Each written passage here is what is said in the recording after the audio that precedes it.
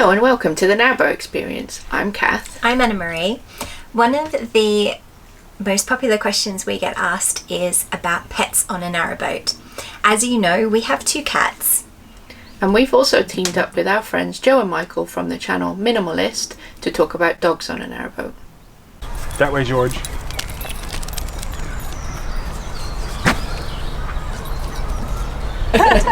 So here we are, we're actually inside the boat. We've had a lovely lunch. We're with Joe and Michael from the Minimalist. So I'm just going to ask you guys, what's the most common question you get asked about, George, about having a dog on a boat?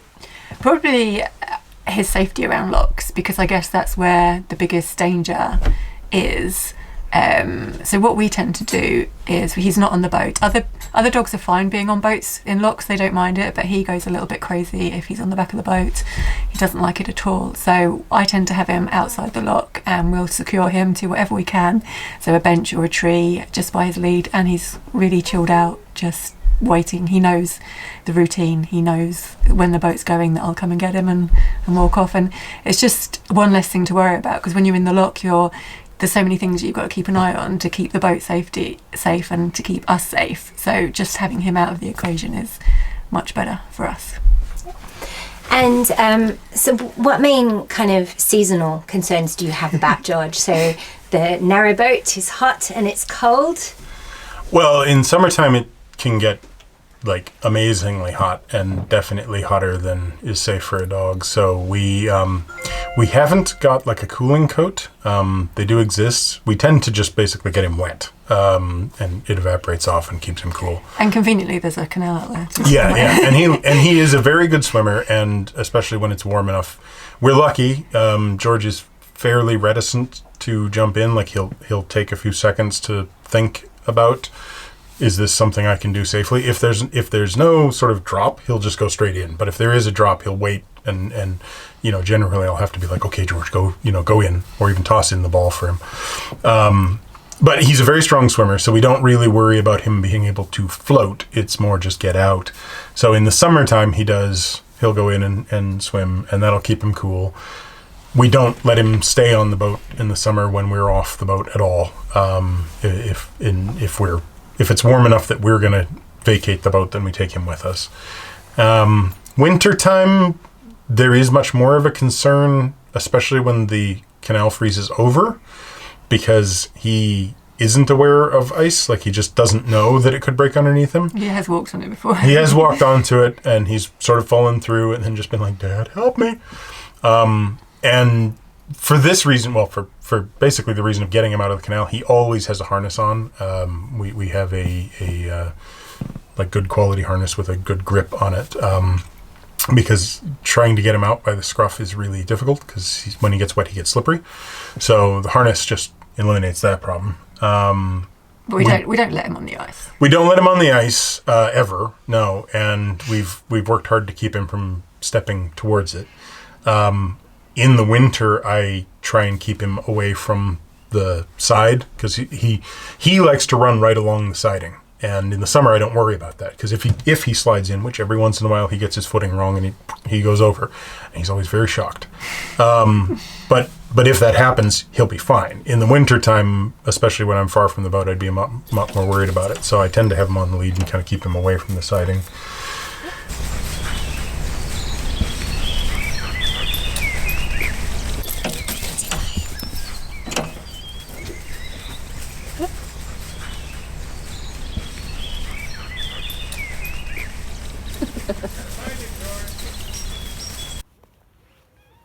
What's up?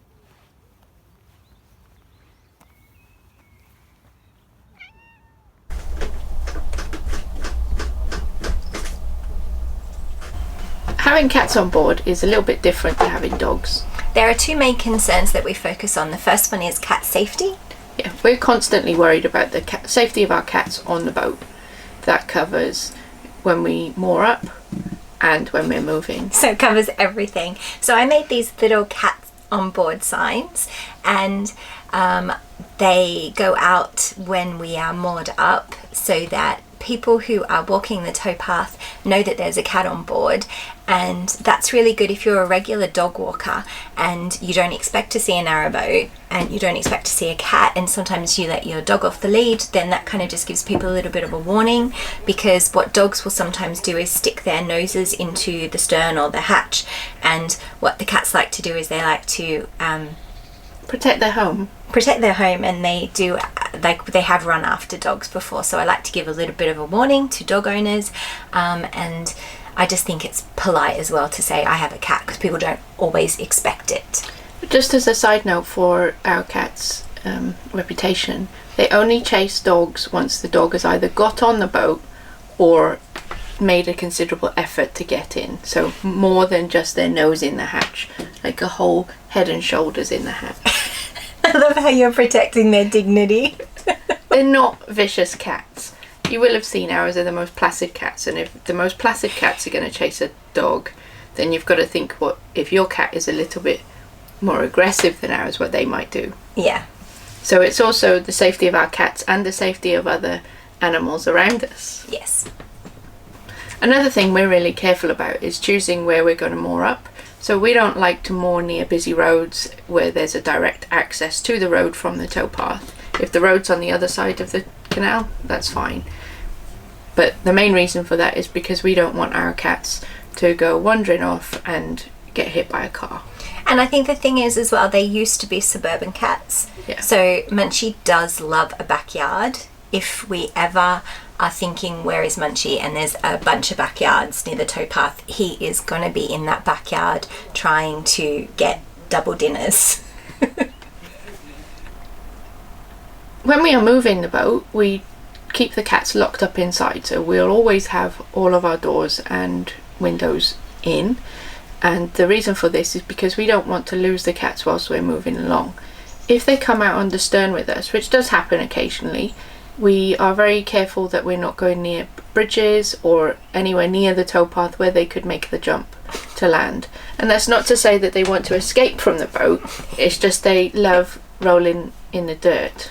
Absolutely no cats allowed out at locks. No. And there's a few reasons for that. Sometimes dogs run up to locks without leads on them, and then if they chase the cats, we're holding up other people at locks, and also it's really dangerous.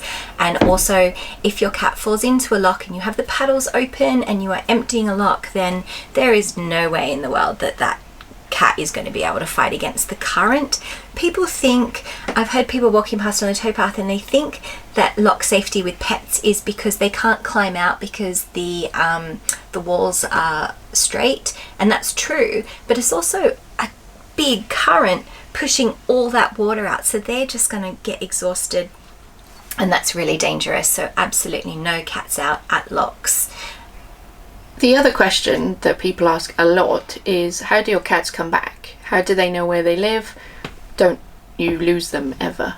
Or don't you worry about them wandering off and not being able to find you? So we've had these cats since they were kittens, and they weren't allowed out of the apartment we were living in for the first 8 months. So we had a lot of toys and strategies and games that we used to play with them.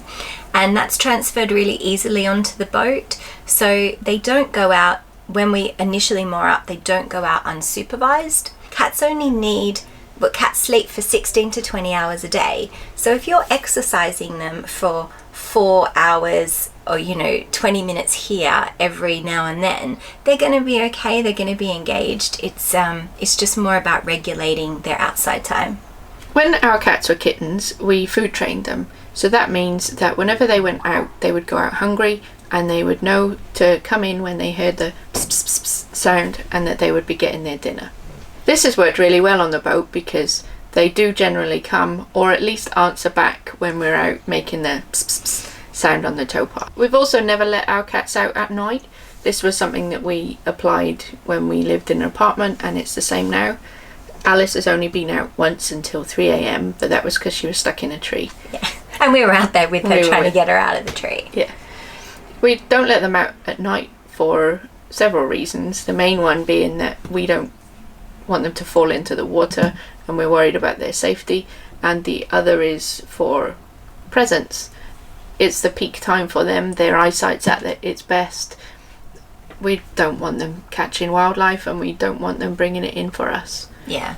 When we moor up, you'll see us walking the towpath with the cats, and also Alice in particular likes to circle the boat, so she'll do a full 360 around the gunnel, and then you'll see her go for a little walk and come back, and she'll walk around the boat again.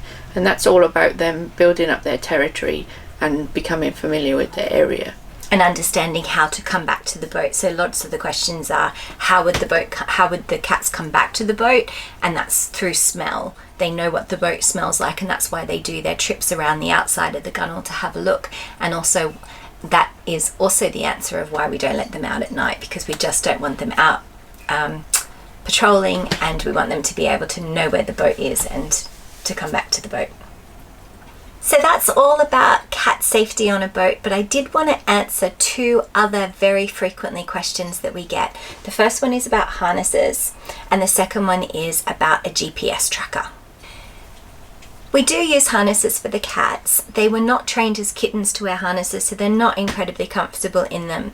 And the benefits of a harness when we are in a big city and it's unsafe is they get their 20 minutes outside on the stern or on the towpath with us, and that kind of gives them something extra to look at because they are used to going out every day. So it minimizes their anxiety. And their boredom. Yeah, the drawback of the harness for our cats are they're not safe in them. They can't, if they're attached to you in a harness, they can't run away from a dog. They can't navigate properly. Ours don't have a lot of balance with the harness on, which is why we stick to the stern and just the towpath right next to the boat. So if you're thinking of using a harness for your kitten, then it's a good idea, I guess, to train them as kittens. But if you already have a cat that's not used to a harness, it's not the safest thing to put them on a harness because of those reasons. The other question we get asked a lot is, why don't you get GPS trackers for the cats? And the main reason for that is that they lose their collars sometimes, and I would be a bit upset if they lost their tracker. And I realised that there's a tracker on there, so I could probably track down the collar. The tracker? You could find the tracker. But if it's... Where's the cat? If it's up a tree or in some hedgerow that I can't get to, that's a very big, expensive item to lose. And we've been really lucky in the time that we've been continual cruising. Whilst they've gone missing for short periods of time, we have always found them. And I know it only takes one time to not find them, but a tracker is not top on our list of things, of accessories for the cats. Yeah, and I just want to add, when we say they've gone missing, we're talking about an hour, because we expect them to come back in the boat within the hour. Thanks for watching today's vlog. We hope you have enjoyed the insights into pets on board from us and Minimalist. Now's a good time to either subscribe to us if you haven't, or click the link in the description and check out Minimalist's videos. Yeah, a big thanks to Joe and Michael and to George. We have not covered everything for pets on board. We've got things like vets, microchipping, how to set up your boat so that it's cat safe, kitty litter, cat food, dog food, summer, winter, everything. If you are interested in more vlogs about pets on board, leave us a comment below just so we know, then we are happy to talk some more about it. And if you do have your own tip about keeping your pet safe, especially if it's a bird or a rabbit. Yeah, or a dog or a cat. Yeah, or a hamster. Please leave those tips in the comments below as well. And as always, thank you so much for watching.